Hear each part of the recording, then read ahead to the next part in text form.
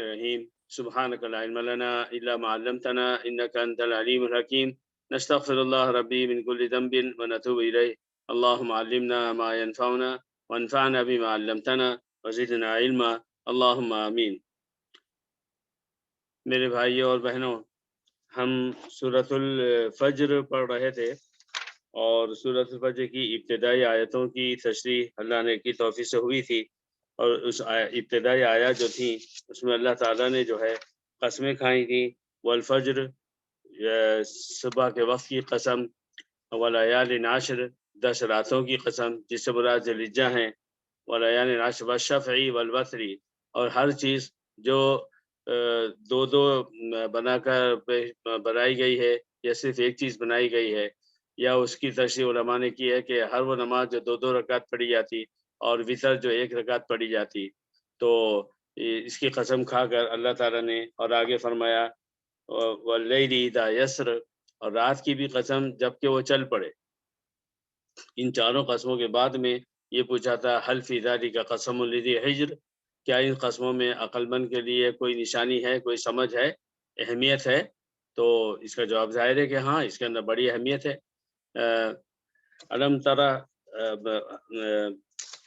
واللیل اذا یسر حل فی ذالک قسم لذی حجر، اس کے بعد پھر اللہ نے فرمایا علم تر کیف فعل ربک بعاد، تم نے نہیں دیکھا، تو کیا تمہیں نہیں معلوم ہے کہ اللہ تعالیٰ نے قوم عاد کے ساتھ کیا سلوک کیا؟ اور اس میں یہ بات آئی تھی کہ دیکھیے 4 قسمیں کھا کر ڈائریکٹ اللہ رب العزت جو فرما رہا ہے وہ یہ کہ اے محمد صلی اللہ علیہ وسلم درود شریف پڑھ لے کیجئے کہ کیا تم نے دیکھا ہم نے قوم عاد کا کیا حشر کیا؟ تو ڈائریکٹ اللہ نے قوم عاد کا ذکر کیوں فرمایا؟ اور یہاں پر رحمت کا ذکر نہیں آیا بلکہ عذاب کا ذکر آیا۔ حالانکہ قرآن کا اسلوب کیا ہے کہ اگر رحمت کا ذکر ہوتا ہے تو پھر عذاب کا ذکر بھی آتا ہے، اور اگر عذاب کا ذکر ہوتا ہے تو پھر رحمت کا ذکر بھی آتا ہے۔ مگر یہاں پر بظاہر ایسا لگ رہا ہے کہ ڈائریکٹ اللہ تعالیٰ اپنے عذاب کو ذکر فرما رہا ہے جو پچھلی قوموں پر ہوا اور اس کے اسباب بتا رہا ہے، اور بھی پوری سورہ میں اب نیچے تک لے جائیے تو رحمت کا ذکر نہیں آ رہا ہے۔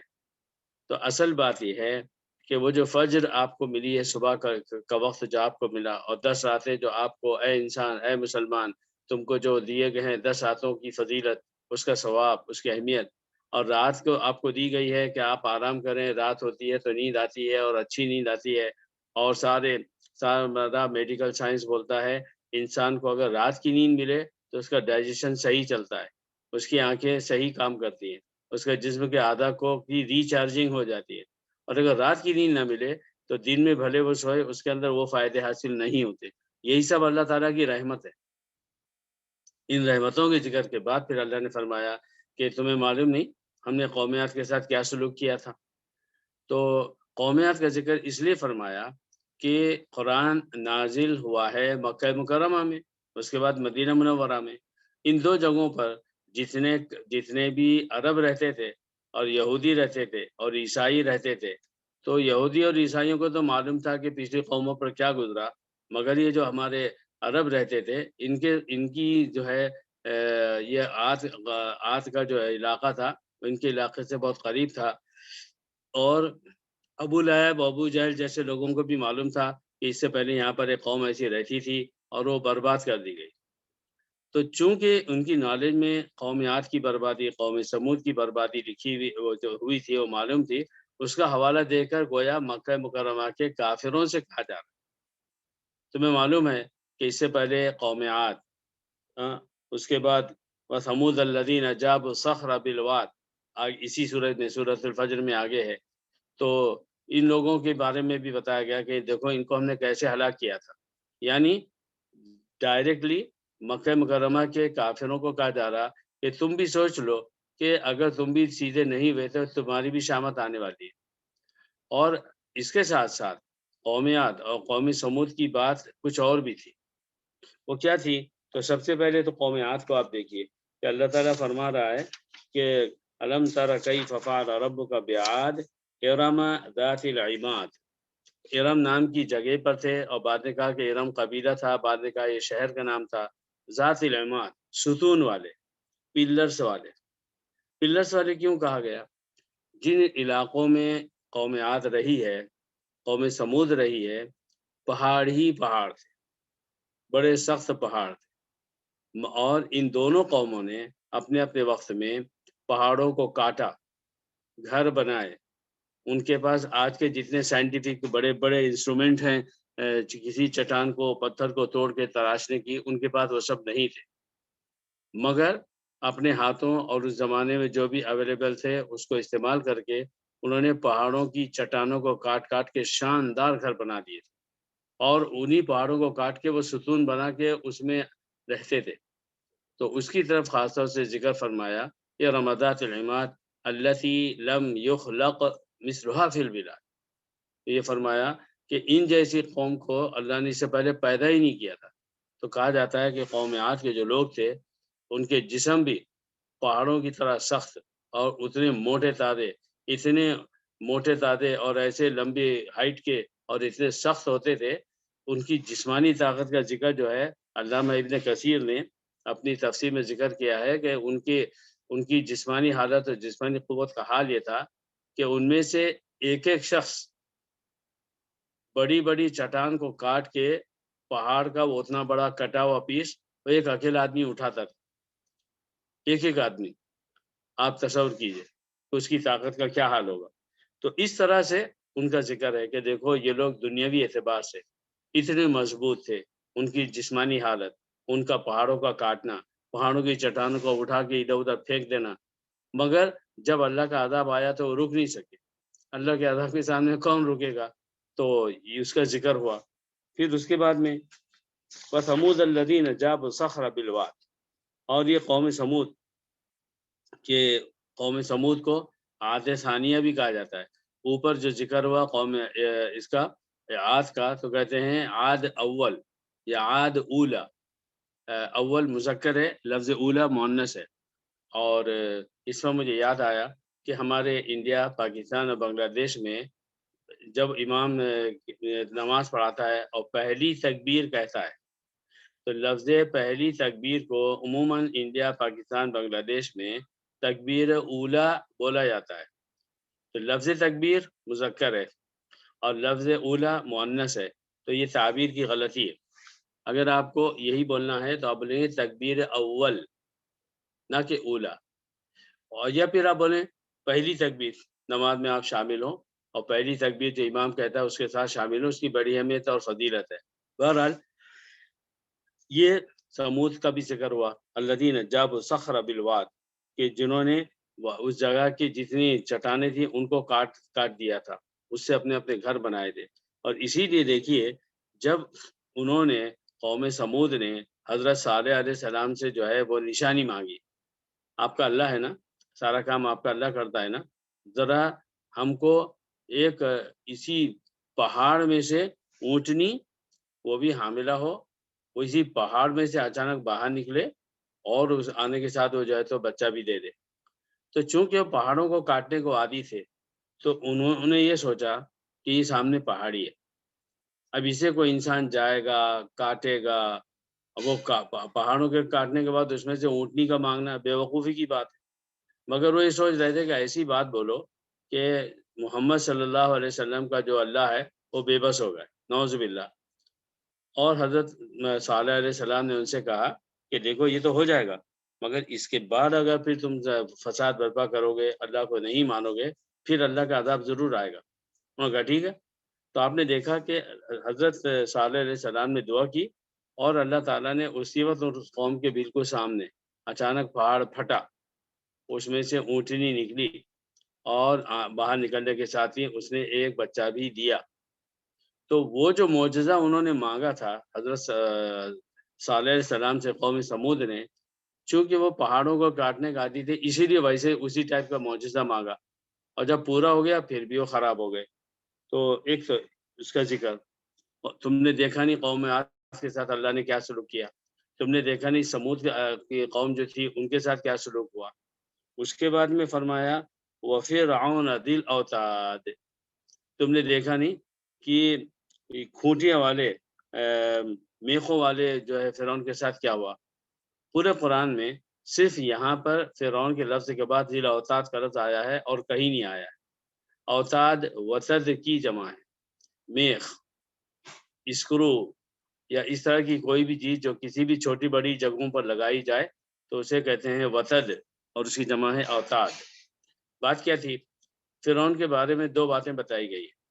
ایک تو یہ کہ یہ جس کو بھی سزا دیتا تو پہلے کیا کرتا کہ اس کے دونوں ہاتھوں میں اور دونوں پیروں میں جو ہے کیلے ٹھونک دیتا، اور اس کے بعد میں پھر اس کے اوپر ایک چٹان اوپر سے گرا کے اس کو ہلاک کرتا۔ تو دیکھیے ظلم کی حد ہو گئی، اور نعوذ باللہ اللہ تعالیٰ ہی جانے کیا ایسا ہوا ہے۔ بہرحال اسرائیلی روایتوں سے یہ بات ملی ہے کہ فرعون نے اپنی بیوی کو جو مومن ہو گئی تھی اور اس کو خدا نہیں مانتی تھی، تو ان کو بھی اسی طرح شہید کیا کہ ان کے دونوں ہاتھوں میں پہلے کیلے ٹھونک دیے اور پیروں میں بھی، اور اس کے بعد میں پھر ان کو ہلاک کیا۔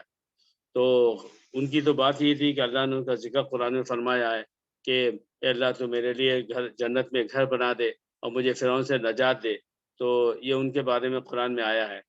تو فرعون کا بھی ذکر فرما دیا کیونکہ فرعون کی بات بھی ان کے سامنے چھپی ہوئی نہیں تھی، یہودیوں کے ذریعے سے اور ان کے اپنے ذرائع سے معلوم تھا کہ فرعون بھی وقت میں اپنے آپ کو جو ہے اللہ کہتا تھا، خدا کہتا تھا، اور اس کے بعد میں اس کا حشر ہوا۔ تو یہ ساری چیزیں ڈائریکٹلی مکہ مدینہ کے کافروں منافقوں سے کہی جا رہی، اور انڈائریکٹلی جب تک یہ دنیا باقی ہے اور جو شخص بھی قرآن کو ہاتھ میں لے گا اور پڑھے گا تو اس کو مخاطب کیا جا رہا ہے کہ دیکھو بھلائی اس میں ہے کہ دنیا میں زندہ رہو تو اسلام پر، اسلام قبول کرو، اسلام کی باتوں پر عمل کرو، اور اگر ایسا نہیں کرتے ہو تو چاہے تم ایک شخص ہو یا ایک کمیونٹی ہو یا ایک قبیلہ ہو یا ایک ملک ہو، تم اسی وقت تک زندہ ہو جب تک اللہ چاہتا ہے، اور جس دن اللہ کو غصہ آئے گا اور عذاب آئے گا تو تم اس کے عذاب سے نہیں بچ سکو گے۔ تو میرے بھائیوں، سورۃ البلد خاص طور پر، سورۃ الفجر خاص طور پر ہم کو اللہ کے عذاب سے ڈرا رہی ہے، ڈائریکٹ ڈرا رہی ہے۔ کیا انسان آخر تو اپنے آپ کو سمجھتا کیا ہے؟ سوچ جیسے بڑے بڑے خطرناک انسان دنیا میں پیدا ہوئے اور اس کے بعد جو ہونا تھا ان کا حشر ہو گیا۔ آگے اللہ نے فرمایا الذین طغوا فی البلاد، ان سبوں نے، قوم عاد، قوم ثمود، فرعون، ان سبوں نے ملک میں اپنی اپنی جگہوں پر کیا کیا؟ سرکشی کی۔ فاکثروا فیہا الفساد، اور اس میں بہت زیادہ فساد برپا کیا۔ اللہ تعالیٰ نے قرآن مجید میں بار بار جو قرآن کی بہت مشہور اصطلاحات ہے اس میں سے ایک یہ ہے الفساد فی الارض، تلک الدار الآخرہ نجعلها للذین لا یریدون علوا فی الارض ولا فسادا، آخرت کا ہم یہ گھر ان کو دیں گے کہ جنہوں نے زمین میں تکبر سے کام نہیں لیا اور جنہوں نے زمین میں فساد برپا نہیں کیا۔ زمین میں فساد برپا کرنے کا قرآن کا کیا مطلب؟ فساد برپا کرنے کا مطلب یہ نہیں ہے کہ جیسے گھر میں بچے شرارت کرتے ہیں تو سامان ادھر سے ادھر اٹھا کے پھینکتے ہیں، چیخ پکار ہوتی ہے اور بڑوں کی بات نہیں سنتے ہیں، وہ اپنی بچپنے کے اعتبار سے عجیب عجیب حرکتیں کرتے ہیں، چیزوں کو توڑتے ہیں، تو آپ بولیں گے یہ فساد ہے۔ یا ہم اس کو اگر پریکٹیکل لے لیں تو انسان جو ہے دنیا میں وہ اللہ تعالیٰ کی نعمتوں کو ضائع کرے اور اللہ تعالیٰ کی نعمتوں کو خراب کرے، چیزوں کو خراب کرے، درختوں کو کاٹے پیٹے اور مختلف طرح کے کام کرے۔ فساد فی الارض کا مطلب یہ ہے قرآن کی زبان میں کہ انسان مشرک ہو، کافر ہو، اللہ کو ایک نہ مانتا ہو، اللہ تعالیٰ نے ہر نبی کے ساتھ جو شریعت بھیجی ہے اس کے اوپر عمل کرنے کے لیے تیار نہ ہو اور شیطان کی باتوں پر چلے، نفس کے تقاضے پورے کرے، اپنے دل پر چلے، اس دنیا میں ظالم ہوں، وہ مظلوموں کو کھا جائیں، ان کے مال کھا جائیں، ان کو مار ڈالیں، ان کے ساتھ برا سلوک ہو۔ ہر وہ شخص جو اپنی طور پر ظلم کر رہا ہے انسانوں پر، یا جو ہے بادشاہ ہے جو ظلم کر رہا ہے، یہ سب ملا کر فساد فی الارض۔ تو اللہ نے فرمایا کہ انہوں نے فساد کیا، یعنی ایک تو مشرک بنے، کافر بنے، اور دوسرے اللہ تعالیٰ کی شریعت کو ٹھکرا دیا، اس پر نہیں چلے، تو نتیجہ کیا تھا؟ وَصَبَّ عَلَيْهِمْ رَبُّكَ سَوْطَ عَذَابٍ، تو پھر اللہ تعالیٰ نے بھی ان کے اوپر جو ہے عذاب کا کوڑا خوب گھمایا۔ صبا کا مطلب ہوتا ہے کسی کام کو کرنا اور کیے چلے جانا، رکنا نہیں، یعنی ایک ساتھ مار پیٹ ہونا اور بغیر رکے مار پیٹ کی جائے۔ اللہ نے فرمایا کہ ہم نے بھی عذاب کا کوڑا اٹھا کے ان کو خوب مارا۔ فَأَكْثَرُوا فِيهَا الْفَسَادَ فَصَبَّ عَلَيْهِمْ رَبُّكَ سَوْطَ عَذَابٍ، اللہ تعالیٰ ہم جب عذاب کی آیتیں پڑھیں اور جو اللہ فرما رہا ہے تو ہمارے دل کانپیں. میں اور آپ قرآن پڑھ رہے ہیں اس وقت، سن رہے ہیں، یہ روٹین نہیں ہے. اور میں نے عرض کیا کہ جیسی میری تفسیر ختم ہوگی تو ہم میں سے ہر ایک جو ہے وہ مختصر الفاظ میں 2-4 الفاظ میں یہ بتائے گا کہ آج کے درس میں اس نے کیا سنا اور کیا سمجھا، تاکہ ہمارا ذہن باقی رہے اور دھیرے دھیرے کچھ نہ کچھ نوٹس ہمارے ذہن میں جمع ہو جائیں. تو یہ جو اللہ نے فرمایا ہے کہ ہم نے ان کو کوڑا مارا، جب ہم اس کی عذاب کی آیتیں سنیں تو ہم ڈریں اور اسی وقت ہمارے ہونٹوں پر ہمارے دماغ میں یہ دعا جاری ہو، اے اللہ میرے گناہ کو معاف فرما، مجھے عذاب نہ دے. اور جب جب جنت کی آیتیں سنیں اور جنت کے نعمتوں کی باتیں سنیں، اسی وقت ہماری زبان پر الفاظ ہوں اور ہمارے دماغ میں یہ صدا گونجے کہ اللہ مجھے ایسی جنت دے، ہاں اللہ مجھے یہ آخرت میں یہ ضرور دے دے. لیکن گونگے بہرے بیٹھ کر خالی ہم سنتے رہیں، عذاب کی آیتیں سن رہے ہیں، نہ ہمارا دل کانپتا ہے، نہ زبان دعا مانگتی ہے. اور جب جنت کی نعمتوں کا تذکرہ سنتے ہیں، نیک لوگوں کے حالات سنتے ہیں، تب بھی ہماری زبان سے کوئی نہ نکلے تو خدا نہ خواستہ ہم بھی ایسے ہو گئے کہ لہم قلوب لا یفقہون بہا، لہم آذان لا یسمعون بہا، ہاں کہ ان کے پاس کان ہے مگر وہ سنتے نہیں ہیں. تو ہم بھی ایسے خدا نہ خواستہ نہ ہو جائیں. تو بس ان ربک، ان سب باتوں کے بعد پھر اللہ نے فرمایا ان ربک لبالمرصاد، اے انسان اتنا یاد رکھ کہ تیرا رب جو ہے وہ گھات میں، تاک میں بیٹھا ہوا ہے. لبالمرصاد، اللہ تعالیٰ تاک میں بیٹھا ہوا ہے. کیا مطلب ہوتا ہے تاک میں بیٹھنے کا، گھات میں بیٹھنے کا؟ یہ ہوتا ہے کہ دشمن کا انتظار ہوتا ہے، ایسی جگہ چھپ کے بیٹھتے ہیں کہ دشمن کو پتہ نہ چلے کہ آپ کہاں بیٹھے، اور جیسے ہی دشمن سامنے آ جائے اسے مار دیا جائے، اس کو تکلیف پہنچائی جائے. تو وہ انسان جو زمین پر، اللہ کی زمین پر رہے، اللہ کے آسمان کے نیچے رہے، اللہ کے سورج کی، اللہ کے چاند کی روشنی کو استعمال کرے، وہ ساری چیزیں جو اللہ نے اس دنیا میں اس کو دے رکھی ہیں وہ سب کا سب استعمال کرے، مگر اللہ کا نافرمان بنے، مشرک بنے، کافر بنے. اگر مسلمان ہے تو گناہ پر گناہ کرتا چلا جائے، توبہ بھی نہ کرے، استغفار بھی نہ ہو. تو ایسے انسان کی گھات میں، تاک میں اللہ تعالیٰ بیٹھا ہوا ہے کہ اچھا تم ہماری نافرمانی کر رہے ہو، کرتے رہو، اتنی کرو کہ ایک دن ہم جو ہے تم کو اچانک پکڑ لیں. اور آپ جانتے ہیں کہ واقعتاً ہم ہوں، آپ ہوں، کوئی بھی ہو، جب ہم بہکے رہتے ہیں اور گناہ پہ گناہ چلتا جاتا ہے اور ہم کو توبہ کی توفیق نہیں ہوتی، یا کسی گناہ پر ایک انسان نڈر ہو جاتا ہے، تو پھر اللہ تعالیٰ کیا کرتا ہے؟ اللہ تعالیٰ نے فرمایا کہ ہم ان کے اوپر جسمانی پریشانی یا مالی پریشانی بھیجتے ہیں. کیوں؟ لعلہم یتضرعون، کہ شاید یہ لوگ جو ہے تضرع اختیار کریں، یعنی اللہ کی طرف پلٹ آئیں، روئیں دھوئیں اور بولے اللہ میں نے غلطی کی ہے. اسی لیے آپ دیکھیے کہ جب صلاۃ کسوف سورج کے گہن پر اور صلاۃ خسوف چاند کے گرہن پر جب پڑھی جاتی ہے تو اس میں خاص طور سے یہی بات کہی جاتی ہے کہ دیکھو بارش رک گئی ہے، یا جو ہے سورج گہن ہو گیا ہے، جو اللہ کے عذاب کی نشانیاں ہیں. جیسا کہ حدیثوں میں آیا ہے کہ اللہ کی 2 بڑی نشانیاں ہیں. اللہ تعالیٰ ان نشانیوں کے سسٹم کو کبھی توڑ کے بتاتا ہے کہ دیکھو انسانوں، تم ان کو نہیں توڑ سکتے، ہم نے ان کو پیدا کیا ہے، ہم ان کی قوت کو چھین کر تمہارے سامنے بتا رہے ہیں. اس کے باوجود بھی وہ لوگ جو سورج چاند کی پوجا کرتے ہیں، وہ ہر دفعہ سورج گہن اور چاند گہن پیش آتا ہے مگر عقل نہیں آتی. تو ویسی حالت میں اللہ تعالیٰ یہ فرما رہا ہے کہ دیکھو جب ہم پکڑ کرتے ہیں، ان قیدی متین، جو میری پکڑ ہے وہ بڑی خطرناک ہے، بہت مضبوط ہے. اللہ تعالیٰ اس کی پکڑ سے دنیا اور آخرت میں ہم سب کو بچائے. تو یہ سب چیزیں اللہ نے ذکر کیا پہلے اوپر کہ قوم عاد کے ساتھ کیا ہوا، قوم ثمود کے ساتھ کیا ہوا، اور فرعون کے ساتھ کیا ہوا. اور ان ربک لبالمرصاد بہت بڑی خطرناک آیت ہے. میرے بھائیوں اس آیت پر رک جاؤ، اس آیت پر رک کر ہر مسلمان جو قرآن کو پڑھ رہا ہے وہ ذرا اپنی پچھلی زندگی کے گناہوں کو یاد کرے. میں نے کیا کیا؟ میں کہہ رہا ہوں لفظ گناہ کیا ہے؟ زبان سے جھوٹ بولنا، آنکھوں سے نہ دیکھنے والی چیزوں کو دیکھنا، کانوں سے گانوں کا سننا اور بھی کوئی گندی باتیں سننا، دماغ سے گناہوں کی اسکیمیں بنانا، ہاتھ اور پیر کو گناہوں میں استعمال کرنا. یہ تو بہت موٹی موٹی باتیں ہیں جو ہر مسلمان سوچ سکتا ہے. اس کو سوچے کہ میں یہ سب کر رہا ہوں، اس کا ایک ہی مطلب ہے نا، مجھے اللہ سے ڈر نہیں. اور یہ آیت بول رہی ہے یاد رکھو میں تمہاری طاق میں بیٹھا ہوں. تو یہاں رک کر اپنے گناہوں کو بار بار یاد کرنے کی ضرورت ہے۔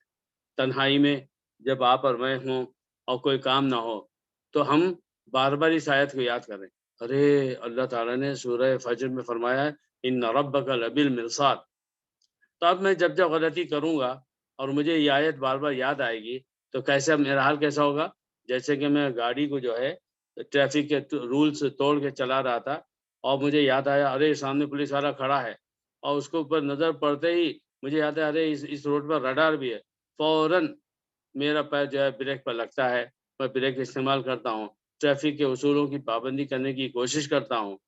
بالکل ایسے ہی ہر گناہ سے پہلے اگر یاد آ جائے ان ربک لبالمرصاد، تمہارا رب تمہاری طاق میں بیٹھا ہوا، عذاب نہ آ جائے۔ تو انشاءاللہ گناہوں سے توبہ کرنا، گناہوں سے بچنا، گناہوں کو چھوڑنا، ہر بات آسان ہوگی۔ اللہ تعالیٰ سب سے پہلے کہنے والے کو اس کی توفیق عطا فرمائے۔ بہرحال ان ربک لبالمرصاد۔ اب آگے دیکھیے کیا پیاری بات کہی گئی ہے، فَأَمَّا الْإِنسَانُ إِذَا مَا ابْتَلَاهُ رَبُّهُ۔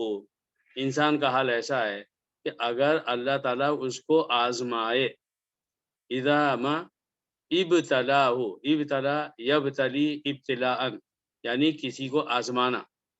آزمانا کسے کہتے ہیں؟ یعنی کوئی ایسا کام اس کو کرنے دینا کہ جس سے اندازہ ہو کہ وہ سچا ہے یا جھوٹا ہے، یعنی سامنے والے کو اس کی آزادی دے دینا، آزادی دے کر دیکھنا وہ کیا کرتا ہے۔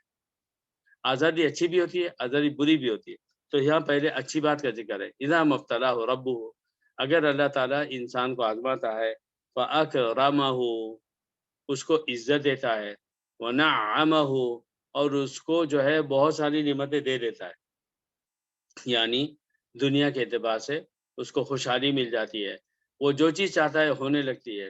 بعض انسان کہتے ہیں ارے یار میں تو بس جس کام میں ہاتھ ڈالتا ہوں نا سونا چاندی مل جاتی ہے، جس کام کو میں چاہتا ہوں بس ہو جاتا ہے، میں جو پلاننگ کرتا ہوں کامیاب ہو جاتا ہوں۔ تو نتیجہ کیا نکلتا ہے کہ اس آزمائش میں انسان بولتا ہے فیقول، وہ انسان کہتا ہے ربی اکرمنی، میرے رب نے میرا بڑا اکرام کیا۔ ہم جو ہے جتنی نعمتیں ملی ہیں غریب سے لے کے امیر کو، وہ کہے ارے اللہ کا شکر ہے اللہ نے مجھے بڑی نعمتیں دی ہیں۔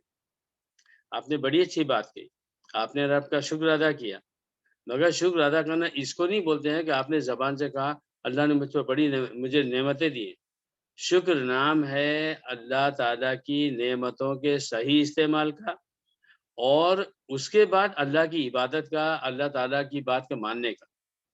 اب اگر ایک آدمی بولے اللہ کا شکر اللہ نے مجھے سب دے رکھا ہے، اس کے بعد وہ فضول خرچی کرے، کھانے میں فضول خرچی، کپڑوں میں فضول خرچی، گھر کے فضول خرچی، بیوی بچوں کی خواہشات کو پوری کرنے میں فضول خرچی، شادی بیاہ میں فضول خرچی۔ الحمدللہ اللہ نے مجھے بہت دے رکھا ہے، سوٹ کرتا ہے یہ جملہ؟ ساری جو ہے آپ جو ہے وہ جو ہے فضول خرچیاں کریں، اللہ کی نعمتوں کو ٹھکرائیں، زکوٰۃ نہ دیں، یا زکوٰۃ دیں تو بڑی کنجوسی کے ساتھ دیں، صدقہ خیرات نہ کریں، کسی شخص کی مدد نہ کریں۔ الحمدللہ اللہ نے مجھے بہت دے رکھا ہے۔ یعنی میں نے ایسے لوگوں کو اپنی اس چھوٹی سی زندگی میں دیکھا کہ وہ کمپنی کے مالک ہیں، اور ان کی کمپنی کے لوگ شکایت کرتے ہیں کہ ہمیں وقت پر سیلری نہیں ملتی۔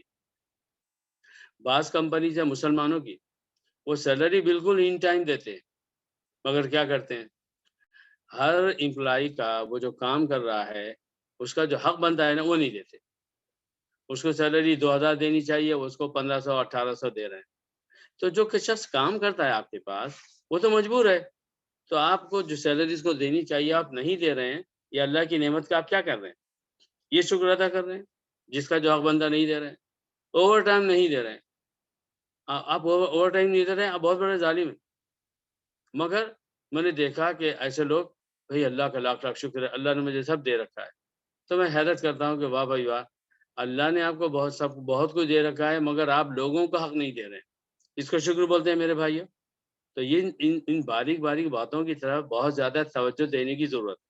گھر میں باپ ہوں، میں شوہر ہوں، میں جو بھی ہوں، اب گھر میں کھانے کی چیزیں ضرورت ہے تو بھی لا کے ڈال دوں، اور نہ ہو تو بھی لا کر ڈال دوں۔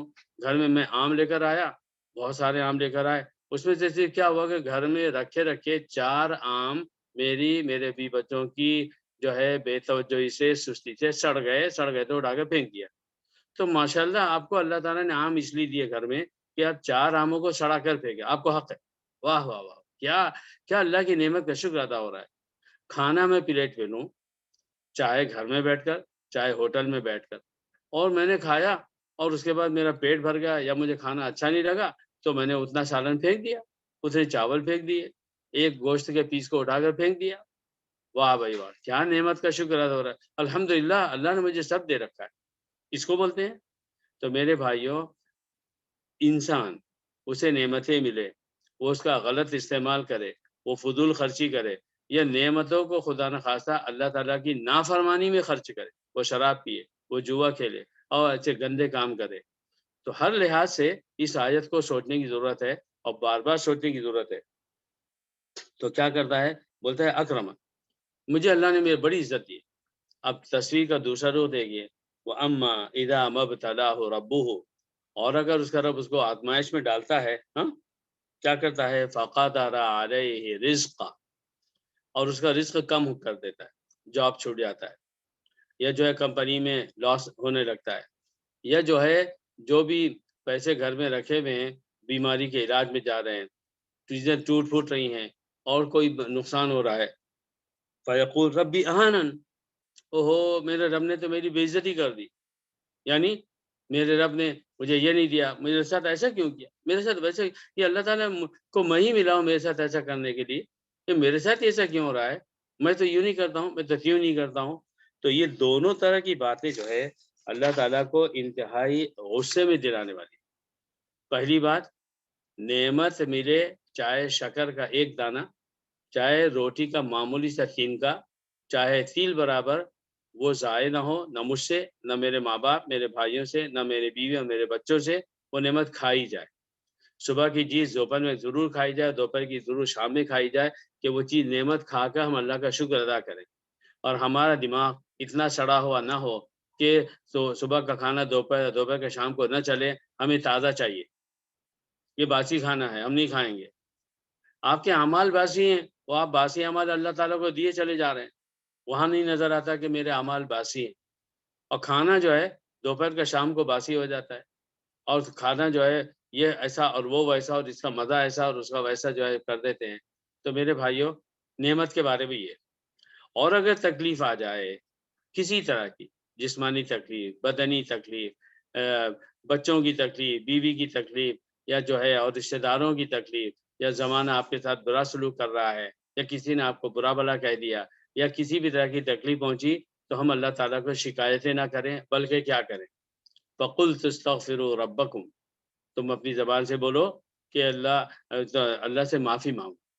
جب بھی ذرا سی بھی گھر میں کسی کو بخار آ گیا، کیا کرنا چاہیے؟ ڈاکٹر کے پاس جانا چاہیے. اللہ اسلام بھی یہ کہتا ہے. مگر میرے بھائیوں، گھر میں کسی کا بخار آنا کسی غلطی کی وجہ سے بھی تو ہو رہا ہے، کہ گھر میں کوئی نافرمانی ہو رہی تو اللہ تعالیٰ نے بچے کو بخار دے دیا. تو پہلا کام، زندگی کی کوئی بھی مصیبت آئے، آپ کو زکام آ جائے، اے اللہ میرے گناہ کو معاف کر دے، شاید یہ زکام آزمائش ہے کہ میں تجھے بھول گیا. کسی طرح کی تکلیف ہوئی آپ کو، آپ کے گھر والوں کو، مجھے، میرے گھر والوں کو، میرے ملنے جلنے والوں کو، تو ہمیں فوراً سب سے پہلے اے اللہ تو ہمیں معاف کر دے، اے اللہ مجھے معاف کر دے. میں آپ کو آپ میرے بھائی ہیں، میری بہن ہیں آپ، اور ایک خاص تعلق ہے آپ حضرات سے. زندگی کی وہ نیکیاں جو آپ کر رہے ہیں اللہ کے لیے کرنا ہے، مجھے بھی اللہ کے لیے کرنا ہے، کسی کو بتانے کے لیے نہیں کرنا ہے. لیکن چونکہ کبھی کبھی اچھی بات آتی ہے تو کہنے میں مجھے حرج نہیں محسوس ہوتا. کہ میرا حال یہ ہے کہ اگر کوئی بھی چیز جو میرے ہاتھ سے نیچے گر جائے تو میرے کسی سوچے بغیر میرے منہ سے نکلتا ہے استغفر اللہ. اگر میں نماز کے لیے گھر میں جب نماز پڑھتا ہوں جس طرح کی بھی، تو میں مصلی بچھانا چاہتا ہوں، تو کبھی دھن میں ایسا ہوتا ہے کہ جو کعبے کا حصہ ہے وہ میرے ہاتھ میں اوپری حصے میں ہوتا ہے، اور جو نچلا حصہ ہے وہ بچھاؤ تو الٹی جانماز بچھ رہی ہے، یعنی نعوذ باللہ کعبے کی تصویر بنا ہوا جو ہے وہ گویا میرے پیروں کے نیچے آئے گا. یہ بلا وجہ نہیں ہوا، یہ ایسا نہیں ہے جانماز الٹی بچ گئی، وہ غلطی سے بچ گئی، میں نے توجہ نہیں دی، جی نہیں. میں کسی درجے میں اللہ سے دور ہو گیا ہوں تو مجھے میری جانماز الٹی ہو رہی ہے، تو مجھے ڈر لگتا ہے کہ عذاب نہ آ جائے، اور میں فوراً جانماز سیدھی کرتا ہوں، اور میرے منہ سے بار بار استغفر اللہ کے الفاظ نکلتے ہیں کہ اللہ کچھ نہ کچھ غلطی ہوئی ہے تو نتیجے میں یہ ہو رہا ہے۔ تو ہم اگر ہر بات میں اس کو یاد رکھیں اور یہ خیال رکھیں کہ چھوٹی بڑی جو بھی غلطی ہو رہی ہے اس پر استغفار بار بار پڑھیں اور اللہ سے معافی مانگیں، تو انشاءاللہ اللہ کی طرف سے پھر مغفرت آئے گی۔ اتنی ساری باتیں ہونے کے بعد دیکھیے سورہ فجر، پہلے قسمیں کھائیں، پھر پوچھا کہ عقل مندوں کو اس میں کچھ سمجھ میں آتا ہے، اور اس کے بعد پھر قوم عاد کا تذکرہ آیا، پھر قوم سمود کا آیا، ان کو ہلاک کرنے کی باتیں ہوئی، پھر فرعون کا تذکرہ آیا، اس کے بعد میں پھر اللہ تعالیٰ نے یہ فرمایا کہ دیکھو تمہارا رب تمہارے انتظار میں بیٹھا ہوا ہے۔ پھر فرمایا کہ انسان کو اگر نعمتیں دے دو تو خوش ہو جاتا ہے، خوش ہو جاتا ہے یعنی صحیح استعمال نہیں کرتا، اور انسان کو پریشانی میں ڈالو تو چیخ پکار کرنے لگتا ہے اور اللہ تعالیٰ سے شکایتیں کرنے لگتا ہے۔ اس کے بعد جو فرمایا ہے نا، عجیب و غریب، قرآن بہت عجیب و غریب کتاب ہے میرے بھائیوں، اس کو سمجھو میرے بھائیوں، آپ تو سمجھتے ہو، اور سمجھو اور سمجھاؤ اور بابا غور کرو۔ قرآن ایک ایسی کتاب ہے جس کے علم کی انتہا نہیں ہے۔ یقین کیجئے یہ جملہ مبالغہ کا نہیں، مسلمان ہے اور اچھا جملہ بولنا ہی چاہیے قرآن کے بارے میں، تو ایسا نہیں ہے، لیکن آپ جتنا غور کریں گے نا، آپ اس میں سے عجیب و غریب حکمت کی، دانش کی، عقل کی، انسانوں کی دنیا اور آخرت کی زندگی میں کام آنے والی باتوں کو سنیں گے تو ابھی دیکھیے آگے اللہ فرما رہا ہے کلا، ہرگز نہیں۔ میں نے آپ سے عرض کیا، مفسرین نے بھی لکھا ہے کہ جہاں جہاں لفظ کلا آیا ہے تو وہاں اللہ تعالیٰ ہر قرآن کے پڑھنے والے کو یہ کہہ رہا ہے، ہرگز یہ بات ہرگز ویسی نہیں ہے جیسے تم سوچ رہے ہو۔ قرآن کو پڑھتے ہوئے، آیتوں کو سنتے ہوئے ہمارے ذہن میں دنیا کا اور آخرت کا جو بھی تصور آتا ہے، اگر آتا ہے، اگر گونگے بہرے بن کر خالی پڑھ رہے ہیں، سن رہے ہیں، الفاظ سن رہے ہیں، الفاظ سنا رہے ہیں، میں ایک گونگا بہرا شخص ہوں، الفاظ بولنا جانتا ہوں مگر اس پر عمل کرنا نہیں جانتا، میں گونگا بہرا ہوں، نعوذ باللہ۔ آپ میں سے کسی کی ایسی حالت ہو یا مسلمانوں میں سے کسی کی ایسی حالت ہو، خوشنما الفاظ بولنا ہے، خوشنما الفاظ سننا ہے اور عمل نہیں کرنا ہے، تو میرے بول کا فائدہ، آپ کے سننے کا فائدہ، یا کسی مسلمان کا قرآن کے پڑھنے یا سننے کا فائدہ؟ تو یہ بات اللہ فرما رہا ہے کلا، بات ہرگز وہ نہیں ہے جو تم سمجھتے ہو یا تم سوچ رہے ہو، بل لا تکرمون الیتیم، بلکہ بات یہ ہے تم یتیموں کی عزت نہیں کرتے ہو۔ میں قرآن کی ان آیتوں کو جب یہ آ رہی ہیں تو اب یقین مانیے میں حیرت کر رہا ہوں، یہ کون سا مذہب ہے، یہ کیا سکھلا رہا ہے؟ اسی جگہ پر کسی دیندار کو، مولانا صاحب کو، ہاں آپ جو ہے آپ نے اتنے بیانات سنے ہیں، آج بھی سن رہے ہیں، اللہ تعالیٰ آپ کو سلامت رکھے۔ آپ مولانا جو علماء کرام ہیں، چاہے وہ عرب کے ہوں یا عجم کے ہوں، ان کی گفتگو کا انداز دیکھیے، وہ سب کے سب قرآن کو لے کر جب چلتے ہیں، بیانات دیتے ہیں تو کیا کرتے ہیں کہ وہ سارا زور بیان کا اللہ تعالیٰ کی عبادت، آپ نماز نہیں پڑھتے، آپ روزہ نہیں رکھتے، آپ حج نہیں کرتے، آپ ایسا نہیں کرتے، آپ ایسا نہیں کرتے، وہ اس طرف جاتے ہیں، جبکہ قرآن ہر جگہ پر بندوں کے حق کی طرف لے کے جا رہا ہے۔ اب تک کے جتنی صورتیں ہم نے 30 پارے کی پڑھی ہیں، آپ نے دیکھا جگہ جگہ یہ بات آئی ہے کہ تم بندوں کی مدد نہیں کرتے، تم کھانا نہیں کھلاتے، تم یتیموں کا خیال نہیں کرتے۔ بندوں کے حقوق کے بارے میں قرآن کا سارا زور ہے۔ اگر یہ کتاب کوئی انسان لکھتا، کلا، ہرگز نہیں، آگے کیا بولتا، بلا تصلون صلاۃ، نہیں، مسلمانی مشکل یہ ہے کہ تم نماز نہیں پڑھتے، وتؤتون زکوٰۃ، اس طرح کے الفاظ بولتا، تم نماز نہیں پڑھتے، تم روزہ نہیں رکھتے، تم حج نہیں کرتے، تم زکوٰۃ نہیں دیتے۔ بلا شبہ اللہ تعالیٰ نے عبادتوں کے جو بھی طریقے بتائے ہیں انتہائی عظیم الشان ہیں، موسٹ امپورٹنٹ ہیں، اس میں کوئی بھی کمی، کوئی بھی کوتاہی، غفلت جو ہے، negligence, not acceptable it all. مگر میرے بھائیوں، قرآن کا انداز کیا ہے؟ اللہ تعالیٰ ہم سے یہ نہیں چاہتا کہ اس کے حقوق میں تو ہم ہوں نمبر 1 اور بندوں سے تعلقات میں ہوں نہ ہم 0 0 0 0، یہ اللہ تعالیٰ ہم سے نہیں چاہتا۔ اللہ تعالیٰ ایک مسلمان سے یہ چاہتا ہے کہ وہ نماز کے وقت نماز پڑھ کر دکھلائے، اور نماز کے بعد جب وہ انسانی دنیا میں رہے تو ہر وہ انسان جس کا اس پر حق ہے اور جس طرح کا بھی ہے وہ ادا کرے۔ اور حقوق کی ادائیگی میں سب سے زیادہ کیا ہے، جو معاشرے کا سب سے کمزور فرد ہوتا ہے اس سے ڈر نہیں لگتا۔ میں آپ کو دیکھوں گا، مجھے دیکھیں گے نا، ہم ایک دوسرے کو سلام کریں گے، پیار محبت کی باتیں کریں گے، کیونکہ مجھے معلوم ہے کہ میں حبیب بھائی، آدم بھائی، شریف بھائی، انور بھائی اور ہمارے آفتاب بھائی اور جو دوسرے ملاقاتی ہیں آپ کے بھی اپنے سرکل میں، ہم ایک دوسرے کو کی عزت کرتے ہیں، کیونکہ وہ بھی آپ کی عزت کرتا ہے اور وہ بھی آپ کو کھلاتا پلاتا ہے، وہ بھی آپ کی دعوتیں کرتا ہے، آپ بھی ان کی کرتے ہو، تو ہم ایک دوسرے کا خیال کر لیتے ہیں۔ مگر وہ بیچارہ یتیم جو باپ سے محروم ہے یا ماں سے محروم ہے یا دونوں سے محروم ہے، اور جو ہے جس کا نہ مستقبل ہے نہ حال ہے، اور پھٹی نظروں سے آگے پیچھے کی دنیا کو دیکھتا ہے، بچے کیسے ڈیڈی ابا امی بول رہے ہیں، بچے کیسے ماں باپ کیسے بیٹا بیٹی چنو منو بول رہے ہیں، اور ان کو اسکولوں میں بھیجا جا رہا ہے پیار محبت سے، ان کے لیے سامان خریدا جا رہا ہے دنیا محبت سے، ان کو جو ہے تو کپڑے پہنائے جا رہے ہیں، اور عید وغیرہ کا اہتمام ہے، اور وہ معصوم بچہ اسے کون پلٹ کر دیکھے گا، اسے گلے کون لگائے گا، اسے کون کھلائے گا، اسے کون پلائے گا، بیمار ہو اس کی انگلی پکڑ کے ڈاکٹر کے پاس کون لے کر جائے گا، وہ زندگی کی ہر نعمتوں سے محروم ہے۔ تو اللہ نے فرمایا لا تکرمون الیتیم، یہ ہے تمہاری اصل غلطی میرے بھائیوں، آپ کی اور میری یہ غلطی ہے جو آگے آ رہی ان آیتوں میں جتنی باتیں کہی گئی ہیں نا، ہماری یہ غلطی ہے۔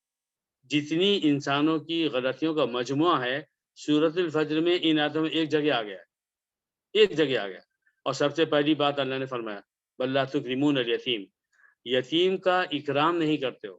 علماء نے مفسرین نے خاص طور سے زور دے کر یہ بات کہی ہے کہ یتیم کا اکرام یہ نہیں ہے کہ آپ نے اسے 4 پیسے دے دیے، آپ نے اسے کھانا کھلا دیا، آپ نے اس کی اسکول کی فیس بھر دی، آپ نے ان کی شادیاں کرا دی، دے نہیں، آپ یتیم کو جو دنیا کا سب سے بے بس بندہ ہے یا بندی ہے، جب آپ اس کو دیں گے، جب آپ اس کا خیال کریں گے تو کس انداز سے، اس انداز سے کہ آپ کے انداز سے اس کو، اس لڑکے کو یا لڑکی کو یہ احساس ہوتا ہے میں کمزور ہوں، بے بس ہوں، محتاج ہوں، یہ احسان کر رہے ہیں، مجھے 4 پیسے دے رہے ہیں یا 2 لقمے کھانا کھلا رہے ہیں۔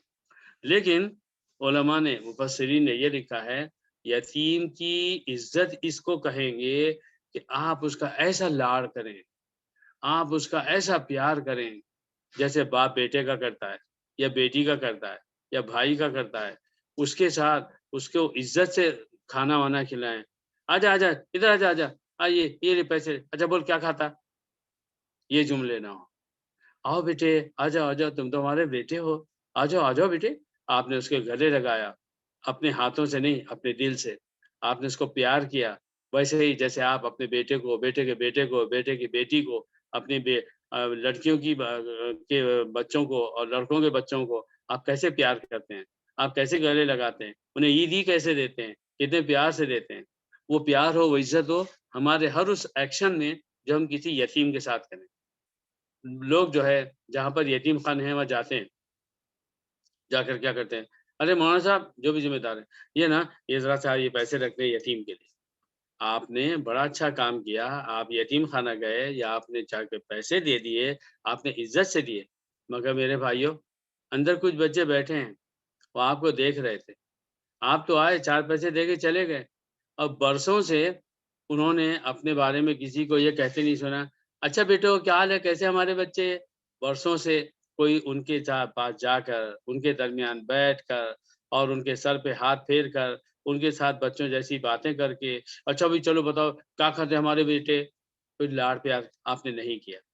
وہ بچے یتیم خانے کے چاہے وہ 2 سال کے ہوں چاہے وہ 15 سال کے ہوں، انہیں کسی کے پیار کی ضرورت ہے، اپنا سمجھنے کی ضرورت ہے۔ تو ایک تو بات یہ یہ بتائیے یعنی نیک کاموں کا سلسلہ ذکر فرمایا تو نماز روزہ حج زکوٰۃ کے الفاظ نہیں ہیں، بلکہ پہلی بات یہ ہے کہ تم یتیموں کی عزت نہیں کرتے۔ نمبر 2 ولا تحاضون علی طعام المسکین، اور مسکینوں کو کھانا کھلانے پر ایک دوسرے کو ابھارتے نہیں ہو، انکریج نہیں کرتے ہو۔ الحمدللہ میں ایسی جماعت کے ساتھ بیٹھا ہوں کہ جو یتیم کی عزت بھی کرتی ہے اور ایک دوسرے کو ابھارتی بھی ہے، مگر اس کے ساتھ ساتھ ہمیں مزید اخلاص کی ضرورت ہے۔ یتیموں کے کھانے کھلانے کا اکسانا، کہنا، اس کا مطلب یہ نہیں ہے کہ ہم کسی شخص کو خالی زبان سے بولیں ارے بھائی وہ فلاں جگہ یتیم رہتے ہیں، وہ فلاں جگہ غریب رہتے ہیں، تو مجھے اللہ نے توفیق دی، میں نے جا کر 4 پیسے دے آیا۔ جیسے اس وقت فلسطین کے لاکھوں بچے باپ سے محروم ہو گئے ہیں، اور لاکھوں ماں باپ اپنے بچوں سے محروم ہیں، بھائی بہنوں سے محروم ہیں، شوہر بیوی سے تو بیوی شوہر سے، عمارتیں گر پڑی ہیں۔ بلا شبہ ایک دم ایمرجنسی حال ہے، اگر ہم نے وہاں کچھ بھیجا تو ہم کو حق ہے۔ ایسے ہی میانمار 20 لاکھ مسلمان زمین پر دشمنوں نے ڈال دیا کہ ان کو مارو، دھیرے دھیرے مرو، بیماری سے مرو، آگ لگنے سے مرو، اور خود ہی دھیرے دھیرے ختم ہو جائیں کیڑے مکوڑوں کی طرح۔ اور ہندوستان میں جہاں جہاں بھی یہ ہو رہا ہے، اور کسی بھی ملک میں جہاں ہو رہا ہے، تو میرے بھائیوں، تو وہاں پر ہمیں صرف کچھ پیسے بھیج کر اپنا فرض نہیں ادا کرنا ہے، بلکہ آپ ایک مشن بن جائیں۔ آپ کا کام ہو رات دن، جو ملے ادھر ادھر کی بات گھمائی، ارے یار وہ ایسا ہے، فلاں جگہ ایسا ہو رہا ہے، مسکین کو کھانا کھلانا ہے۔ اس کا مطلب یہی نہیں کہ آپ چل رہے تھے، راستے میں ایک مسکین نظر آیا تو آپ نے کھلا دیا، آپ کے پڑوس میں کوئی غریب ہے تو آپ نے اسے کھلا دیا۔ آپ کا ایک مشن ہو۔ جیسے آپ 5 وقت کی نماز پابندی سے پڑھیں گے، آپ پیسوں کا کلیکشن، مدد کا کلیکشن بھی اپنے طور پر ہر شخص اپنے طور پر کرے۔ آپ سوچیے، اگر اس امت کے ہر فرد کے دماغ میں یہ ہو ارے یار غریبوں کے لیے کچھ کرنا ہے، مسکینوں کے لیے کچھ کرنا ہے، پیسے جمع کرنا ہے، بھکاری بننا ہے اپنی قوم کے لیے، 2-4 پیسے جمع کیا، ایمانداری سے بھیج دیا، 2-4 پیسے جمع ہوئے، امانت داری کے ساتھ میں مستحق کو اس کا حق پہنچا دیا، تو کیا اس زمین پر کوئی مسلمان، کوئی یتیم، کوئی پریشان رہے گا؟ انشاءاللہ نہیں رہے گا۔ اس کے بعد آگے فرمایا وَتَأْكُلُونَ التُّرَاثَ أَكْلًا لَمًّا، اور تم لوگوں کا حال یہ ہے کہ تراث، وراثت، انہیریٹنس کو کیا کرتے ہو؟ اس کو سمیٹ سمیٹ کر کھا جاتے ہو۔ اس آیت میں جو آخری لفظ ہے لما، اس لما یلم لمن، اس کا مطلب ہوتا ہے اگر چیزیں بکھری ہوئی ہیں تو آپ نے اس کو سمیٹا اور ایک جگہ رکھا۔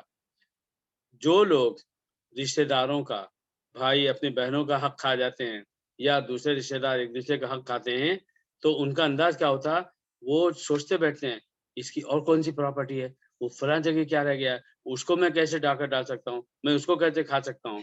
تو گویا کہ وہ کسی مرحوم کی جائیداد کو جو ادھر ادھر پھیلی ہوئی ہے، وہ اس کو سمیٹ رہا ہے، اور اس کو غفلت، جس کا حقدار ہے، جو حقدار ہے اس کا حق مار کے وہ خود کھانے کی کوشش کر رہا ہے۔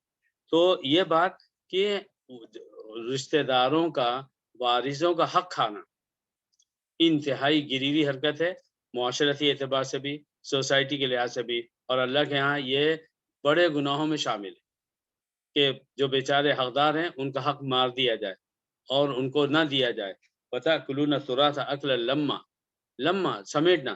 اسی لیے اگر دعائی جملوں کے طور پر حبیب بھائی، اگر حبیب بھائی اچھی اچھی دعاؤں کو تلاش کرتے ہیں، جیسے میں نے ان کا نام لیا، تو وہ اچھی دعاؤں کے لیے جب دعائیں کرتے ہیں تو آپ کو معلوم ہے کہ عرب حضرات بھی وہ کیا دعا کرتے ہیں؟ اللہم لمی شمل الامہ، اللہم لمی شمل الامہ، اے اللہ اس یہ امت جو بکھری ہوئی ہے اس کو سمیٹ دے، ایک جگہ فرما۔ یہ جو ہے لم کہتے ہیں، یعنی بکھری ہوئی چیزوں کو جمع کرنا۔ تو اسی طرح خاندانوں کو دعا دی جاتی ہے، میاں بیوی کو بھی دعا کہتے ہیں اللہم لم شملہم، اے اللہ یہ میاں بیوی جو آپس میں لڑ رہے ہیں، جھگڑے ہو رہے ہیں، وہ ہے کہ بکھر رہے ہیں، ان کو ایک جگہ کر دے۔ تو اسی معنی میں یہاں بھی ہے اکل لما، کہ کھا رہے ہو سمیٹ سمیٹ کر۔ اس لیے میں نے دیکھا کہ عربی تفسیریں اور اردو تفسیروں میں سب جگہ پر اس کو اس معنی میں لیا گیا، کیونکہ زبان کا یہی مطلب ہوتا ہے، اور مفسرین عام طور پر لفظ لما کا ترجمہ سمیٹنا، بکھری ہوئی، جیسے بکھری ہوئی چیز کو سمیٹ رہے ہیں اس طرح سے لیا ہے۔ وَتُحِبُّونَ الْمَالَ حُبًّا جَمًّا، اور تم لوگ مال سے بے حد محبت کرتے ہو، مال سے بے حد محبت۔ مال سے بے حد محبت ہر انسان کی ایسی کمزوری ہے جس کا علاج نہیں ہے۔ بچہ 2-3 سال 4 سال کا ہو جاتا ہے تو وہ پیدا ہونے سے جیسے جیسے آگے بڑھتا ہے جب دیکھتا ہے کہ ایک چیز ہاتھ میں ہے ماں کے یا باپ کے بھائی کے، وہ دیتے ہیں تو کھانے پینے کی چیز ملتی ہے، تو اس کا بھی پھر دھیرے دھیرے شوق بڑھ جاتا ہے، اور جب وہ 4-5 سال کا ہو جاتا ہے تب تو وہ بھی جو ہے کسی بھی جگہ پیسہ نظر آ جائے وہ اس کو اٹھاتا ہے، وہ رکھتا ہے اور اشارہ کرتا ہے کہ مجھے دو، اور اس طرح سے مال کی محبت بڑھتی چلی جاتی ہے۔ میرے بھائیوں، مال کی محبت، بیوی بچوں کی محبت، شہرت کی محبت، حکومت کی محبت، یہ دنیا کی وہ ساری چیزیں جو اللہ نے دنیا میں رکھی ہیں، ایک ہے نیچرل محبت۔